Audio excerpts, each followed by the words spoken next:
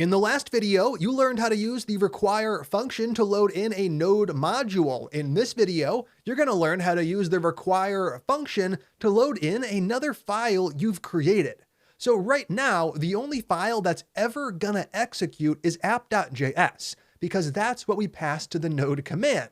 That means we're going to have to put everything in this file if we want it to run, and that's not ideal. As our applications get larger and more complex, we're going to have way more code than we would want to have in a single file. When all of our code sits in one file, it makes the project really hard to expand on and maintain.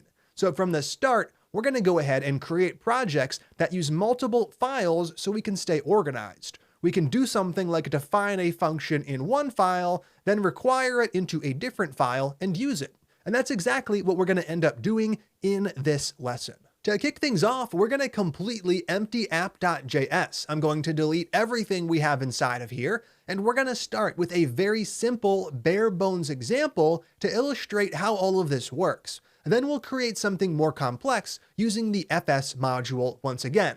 For the moment, let's go ahead and define our name as a variable. So const name equals, then as a string, your first name. Next up, we're going to go ahead and print it. Nothing groundbreaking here. Console.log, providing the one and only argument, a reference to the name variable. Now, if we run this program, we know exactly what's going to happen. Down below, I'll rerun the script, and what do I get? As expected, I get my message, Andrew, printing to the console. Now let's add a second file into the mix and try to define this variable in that second file.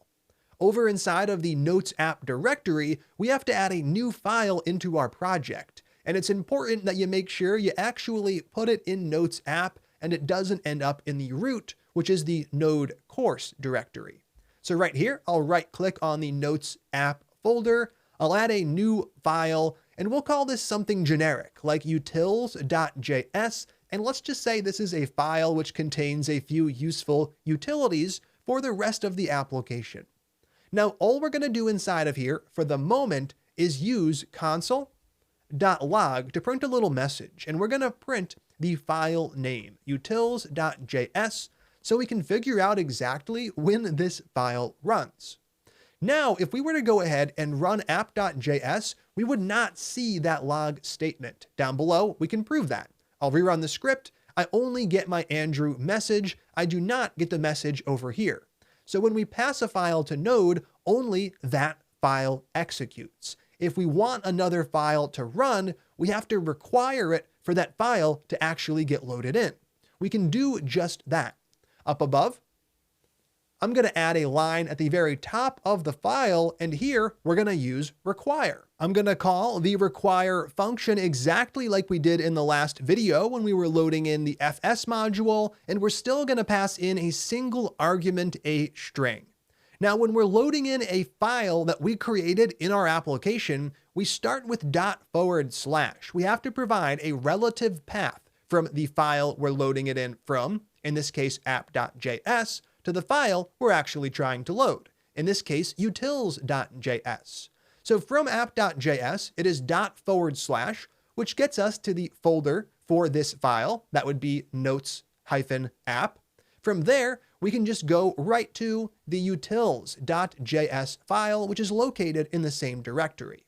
Now, when you're loading in a JavaScript file like this, it is indeed going to execute that file.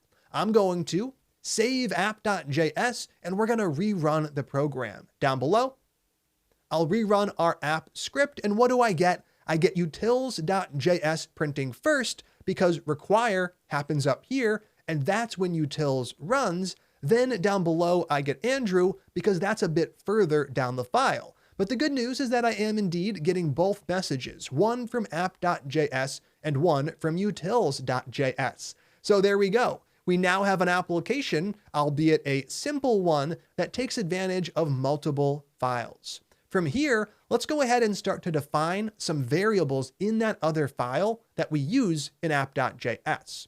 So as we create complex applications, we'll have all sorts of functions we'll define in other files, and we'll want to use them in our application's main file, which in this case is app.js. So let's see what that looks like. To do this, all I'm going to do is remove the name variable from app.js. So right now, the program would fail because we're trying to reference this variable that doesn't exist.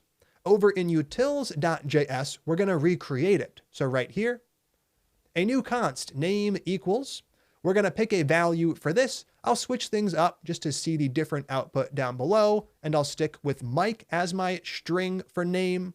Now we're going to save both files and see what happens. So we load in utils.js, which defines that variable. Then we reference the variable down below. Down below in the terminal, I'll use clear to clear the terminal output, and I'll use the up arrow key twice to cycle past the clear command to the node app.js command. We're gonna run it and it's gonna fail. When I do, what do we get? Name is not defined. So this is one very important aspect of the Node module system. All of your files, which you can refer to as modules, have their own scope. So app.js has its own scope with its own variables, and utils.js has its own scope with its own variables. App.js cannot access the variables from utils.js, even though it was loaded in with require. So if I can't access name right now, how exactly do I get that done? The answer is that we need to explicitly export all of the stuff this file should share with the outside world. To do this, we take advantage of another aspect of the module system, which down below is module.exports. This is where we can define all of the things this file should share with other files. Now, in our case, it's going to be one thing, a string. Later on, though, it's going to be an object with a bunch of different methods on it, allowing us to export a whole bunch of things. Whatever we assign right here is what gets exported. So all we're going to do is export whatever the value is for name, which we know is the string Mike. So at this point, utils.js is doing its job well. It defined a variable and it exported that variable. Other files can now take advantage of it. Whatever you assign to module.exports, that is available as the return value from when you require the file. So I require utils.js right here, which means the return value is what I assigned, the string Mike, which is stored on this name variable. So over here in app.js, I'm going to create a constant. I'm going to pick a name for our new variable. Name seems appropriate enough. And now our program is back to a working state. Let's go ahead and save app.js and test that out. With all of our files saved down below, I'm going to use clear to clear the terminal output, and I'm going to use the up arrow key twice to rerun the script. And what do I get? I get my utils.js message, which was expected, but I'm also getting Mike, which is fantastic. It's getting printed in this file, but it's getting defined over here. We were able to use module.exports to export it, and we were able to load it in over here with require. Now, once again, just because I picked the name over here doesn't mean I have to use that over here. They are completely independent. I could call this something like first name, a completely different variable name, and that would work just fine as long as I change the references down below too. Right here, I'll change those references. I'll rerun the program, and what do I get? I get the same results. The app is still working. So whatever we assign to module.exports is what other files can get access to. Now let's go ahead and look at a slightly more real-world example where we export a function. The function that we're going to create will be defined in utils.js. It'll be exported from that file. It'll be loaded into this one and called down below. In utils.js, let's go ahead and define it right here. Below our name variable, which we can leave in place, we're going to create a new function, and I'm going to call this one something like add. We're just going to make a simple function that adds up to numbers right here. We will indeed define a function. I'm going to set up two arguments. We can call them X and Y or A and B. Any two names would work. And all we're going to do is return the sum, A plus B. So a very simple function. The point isn't to make interesting functions just yet. The point is to figure out how to share functions across files. Now down below, we can export it. So currently we're exporting name. We're no longer going to do that. Instead, we're going to set module.exports equal to right here, the add function. Now, what do we know? We know that what comes back from require is now this function, which means that over here, the name first name doesn't make much sense anymore, and neither does how we're using it. We need to call it since it's a function. So right here, I'm going to call that add, which is indeed appropriate, though remember, it could be called anything as long as we're consistent in this file. Down below, we can now go ahead and use it. I'm going to create a variable, sum. I'm going to get its value by calling add. I'll pass in 4 and -2. The sum should be 2, and I'll print the sum to the screen. So right here, sum, perfect.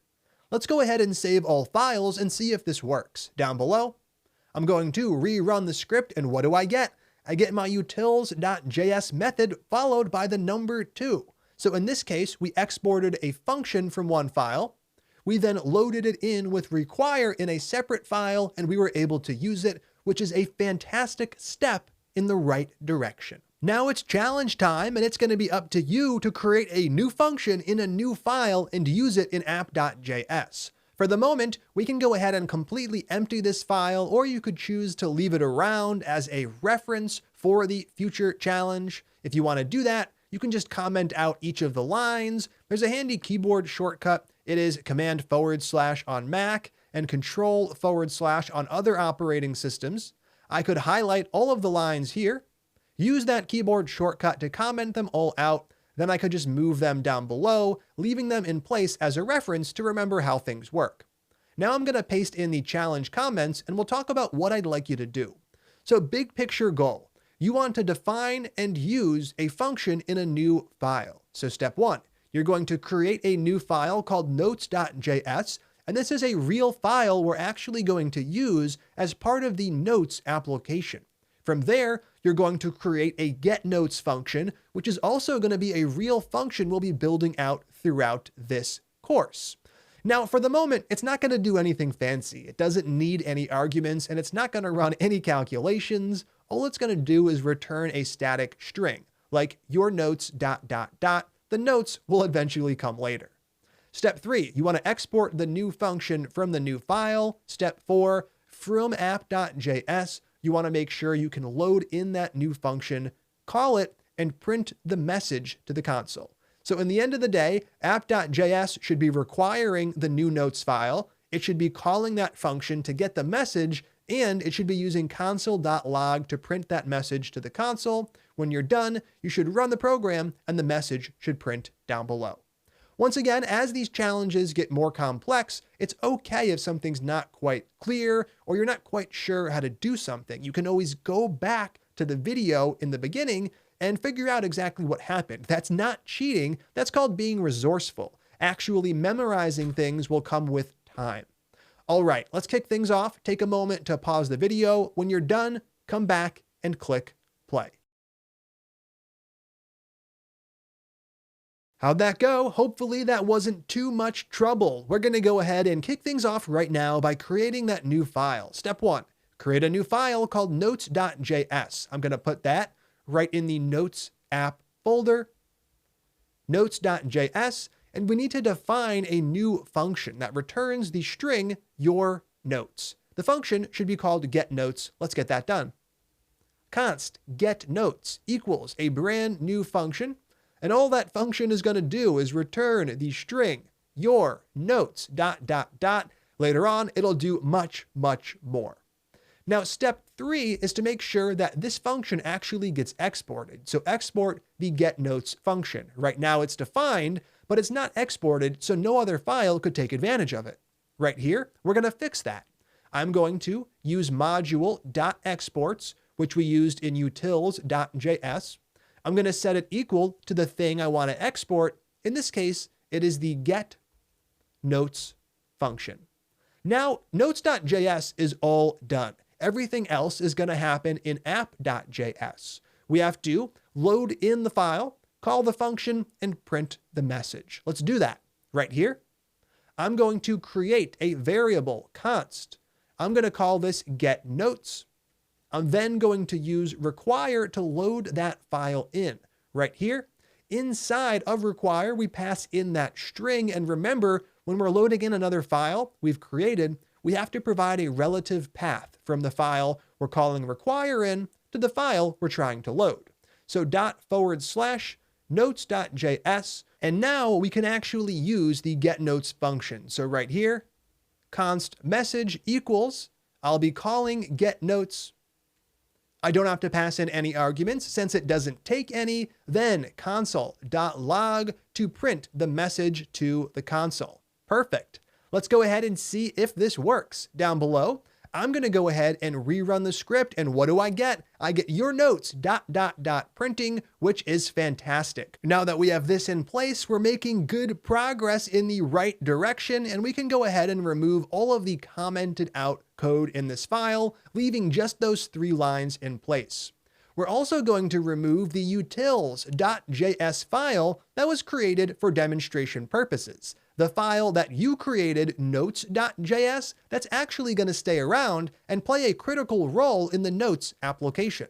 So now we know how to load in core Node modules. We know how to load in other files we've created. The last thing we need to learn about is how to load in NPM modules so we can take advantage of them in our applications, something we'll be doing extensively throughout the class. We're going to talk about that in the next video. I'm excited to get to it, so let's go ahead and jump right in.